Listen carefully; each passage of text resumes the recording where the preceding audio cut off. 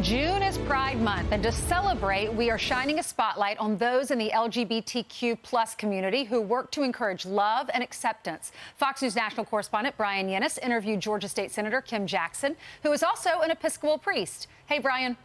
Good morning, Ainsley. Well, State Senator Kim Jackson represents not only a historic shift in Georgia's politics, her life story teaches us all something about grace, servant leadership, and courage.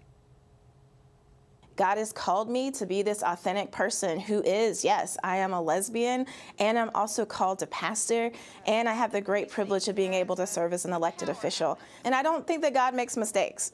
In January, Reverend Kim Jackson was sworn in as the first openly LGBTQ state senator in Georgia's history. Oftentimes, anti-gay, homophobic legislation has actually begun its course in the Georgia Senate, and there has been no representation there heretofore. And so part of me being there is to say, like, you have to look me in the face and have a relationship before you try to pass that kind of legislation.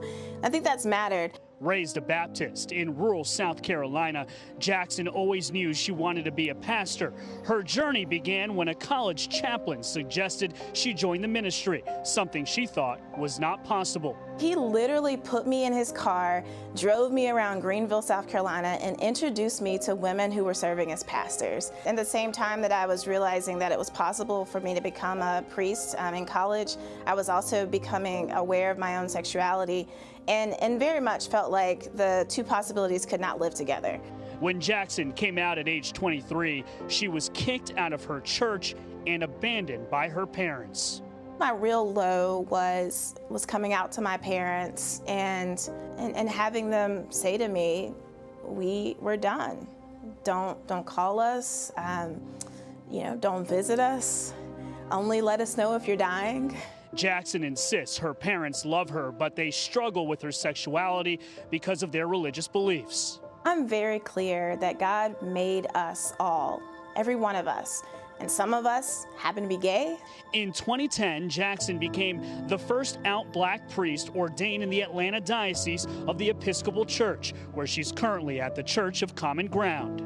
I serve a congregation of people many of whom actually sleep outside of the Capitol. They sleep outside on the streets of Atlanta. My sexuality does not matter to them at all. What matters is that I keep showing up, that I am trustworthy, that I help them when I can help them, that I will pray with them. May you continue to give them strength. Atlanta Bishop Rob Wright mentored Jackson and says she's perfect for politics. She's got a big heart and a lot of passion for people on the margins, people who are getting a raw deal, people who are not well. She wants to give of herself to be in that space. She's got a fire on Sunday and she's got a fire on Monday under the Gold Dome. Greg Bluestein is a political reporter for the Atlanta Journal-Constitution.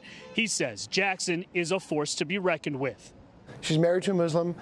She lives near Stone Mountain, which is now a majority black area, but used to be the meeting place for the Ku Klux Klan in Georgia, which is astounding. This Pride, Jackson is especially hopeful for LGBTQ plus youth. If you push through and find other communities that will support you, it does get better. And you can be sitting where I am. It's very possible. We now live in a world where a black queer kid can grow up to be a state senator or even a president one day. It does get better. Senator Jackson has been married to her wife Trina for 10 years. They've been together for 13. As for Jackson's parents, she says things are much better than they were, and they've taken some steps towards coming around. Ainsley. Oh, that's great. Thank you so much, Brian.